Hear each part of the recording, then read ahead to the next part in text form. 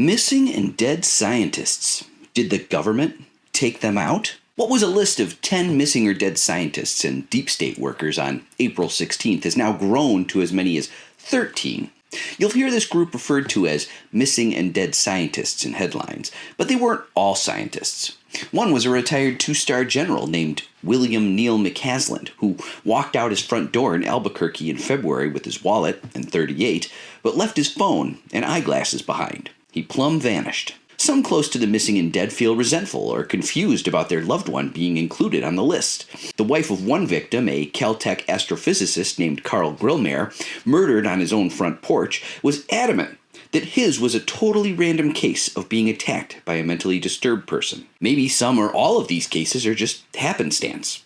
President Trump said he hoped it was all a big coincidence. Crazier things have happened, right? Others, like Joe Rogan, are quick to point to a secret government plot. So let's consider as a thought experiment why some might suspect our own government or powerful American corporations of playing some role in disappearing the brightest minds in top secret research. Top secret scientists who say things like, "Didn't we tell this bitch 3 years ago that we kill people for this? Is she not listening?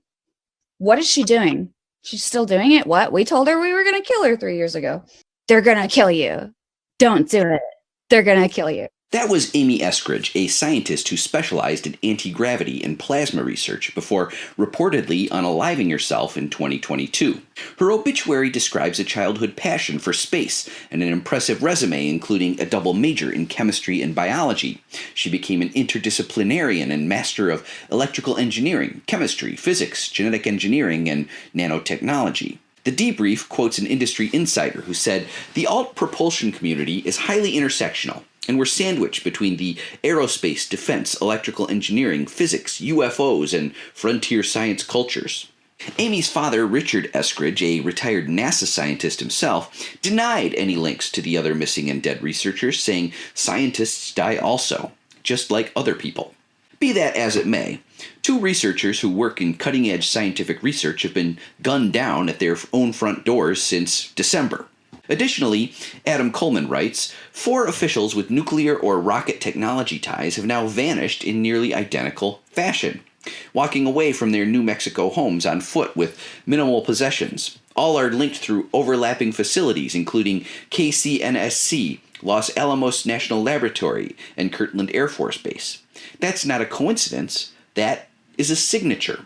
A person hears a word like anti-gravity and thinks UFOs, UAPs if you're staying hip. This is very sci-fi territory. American media trains people to dismiss subjects like this automatically. Some people hear UFO and say, "Oh, please." These people tend to feel the same about ghosts or anything paranormal. Everybody else just wants to know what's true, what's suppressed. Stories of inconvenient people like Karen Silkwood suddenly dying under suspicious circumstances are treated by the establishment as ooh-woo. Vanity Fair's article on the recent disappearances took the time to say that connecting these cases is just too far out to believe, pointing to death list fallacies. But in the Epstein age, after 50 years of post-Watergate cinema in the mold of 3 Days of the Condor, Enemy of the State, or Captain America the Winter Soldier, a government conspiracy honestly seems all too plausible. Let's return to something Amy Eskridge said about anti-gravity before her death, that anti-gravity has actually been discovered 5 times. It's been independently discovered 4 other times. He said it has been suppressed every single fucking time. How is something like that possible? Even though anti-gravity is lumped in with aliens in the popular consciousness, top secret researchers have been seriously examining this phenomenon for at least 70 years. Defense analyst newsletter The War Zone says, propellantless propulsion and mass reduction technologies described in the Navy's recent UFO patents are at least based on more than 60 years of peer-reviewed research conducted and published by the likes of the American Institute of Physics, NASA, the American Institute of Aeronautics, and the Astronautics and Air Force Research Laboratory. I read a book a few years back called The Hunt for Zero Point, which described how during World War II, anti-gravity and nuclear research were happening in tandem. The book tells the story of Nazi anti-gravity specialists grabbed in Operation Paperclip, moved from German research facilities to American labs under cover of secrecy, From the book cover blurb, The Hunt for Zero Point explores the scientific speculation that zero point energy, a limitless source of potential power that may hold the key to defying and thereby controlling gravity, exists in the universe and can be replicated. The pressure to be the first nation to harness gravity is immense, as it means having the ability to build military planes of unlimited speed and range, along with the most deadly weaponry the world has ever seen. Top secret weaponry is obviously the headline reason why a government would keep anti-gravity research secret. But the logic goes much further. Anti-gravity has huge implications as a potential power source. If anti-gravity can move objects at unlimited speed and range, then it's also possible to use it to move turbines and generate electricity, making combustion unnecessary. This would make anti-gravity an existential threat to fossil fuel, coal, and nuclear energy industries, a sector that makes up about 6% of U.S. GDP, roughly $1.6 trillion a year, and employs about 3 million people. And that's just one industry of many that could possibly be affected. Anti-gravity could be perceived as a threat to American power projection as well. Oil is the entire basis for the current war in Iran. Also military action in Iraq, Afghanistan, Libya, Syria, Venezuela, and more. Oil is the reason American military bases are placed where they are around the globe. The U.S. military is the largest consumer of fossil fuels on Earth, using approximately 100 million barrels of oil every year to power aircraft, ships, tanks, and other vehicles. The petrodollar is the reason American dollars are the world's dominant reserve currency, for now. If you consider these facts, it's possible to understand that maintaining oil dependence is how the U.S. maintains hegemony. If oil goes away, so does the basis for American economic domination. Who knows what the balance of global power might look like if oil went away? The U.S. government sees itself as protecting vital national security interests, which includes protecting huge sectors of the economy from evaporating overnight. But the government also has a bias for protecting the existing class power structure. One drawback of having a money-driven political system is that people with money control government priorities. If people with money are threatened by top-secret research, this makes the government more likely to protect the interests of those with money. The energy sector has a lot of money. It is not hard to imagine the government suppressing scientific research that threatens the existing power arrangement.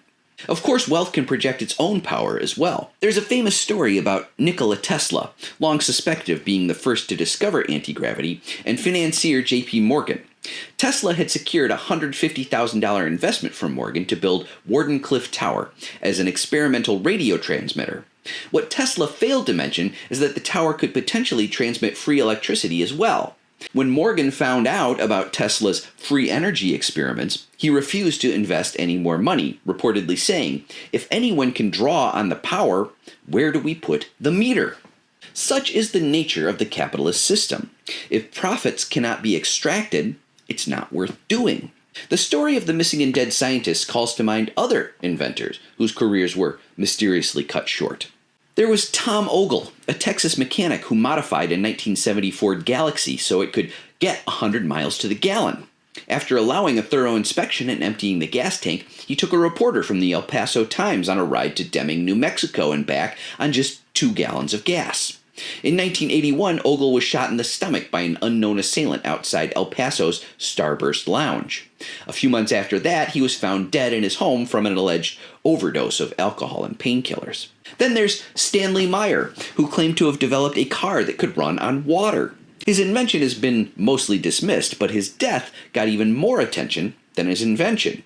While at lunch with some investors in 1998, Meyer took a sip of cranberry juice, threw his hands to his neck, ran to the parking lot, and collapsed.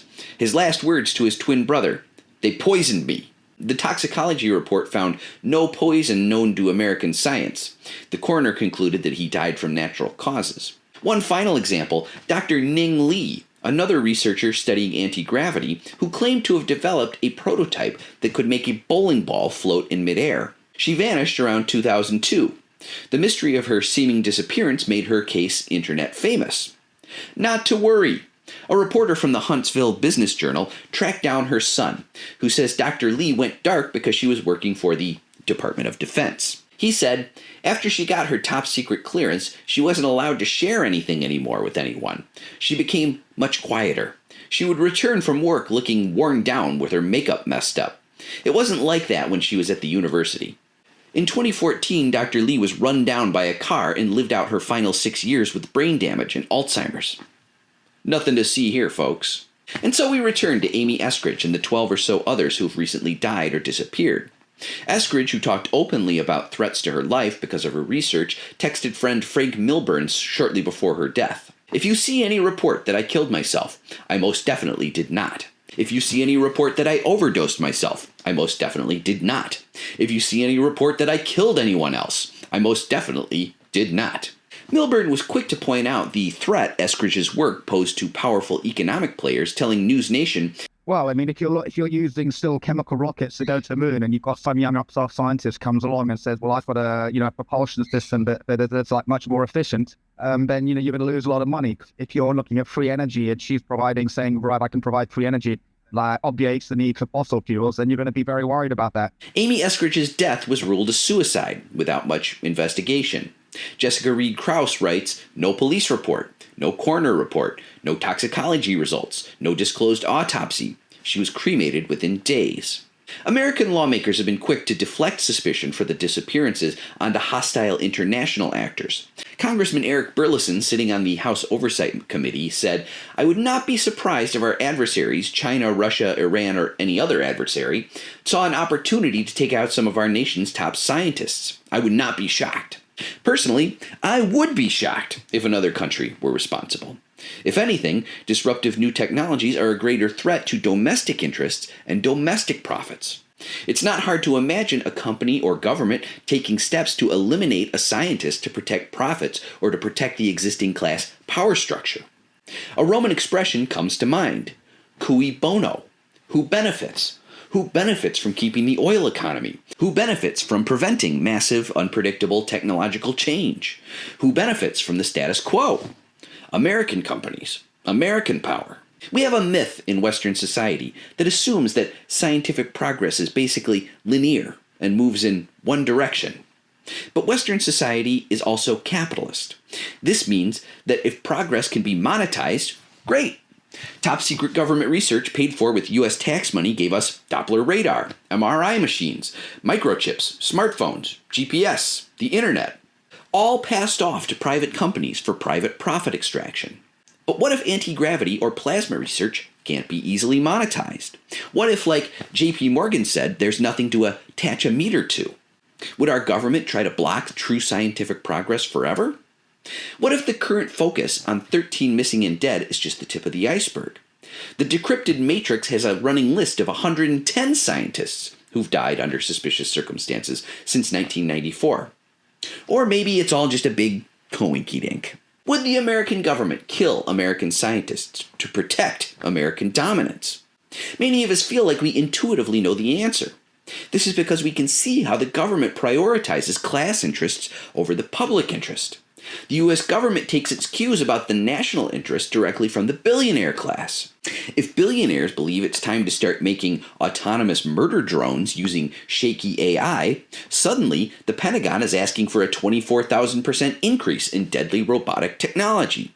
This is done to protect class interests, not the public interest. If technology exists that could end dependency on oil, that would be an unquestionable good for our ecosystem and the long-term survival of our species.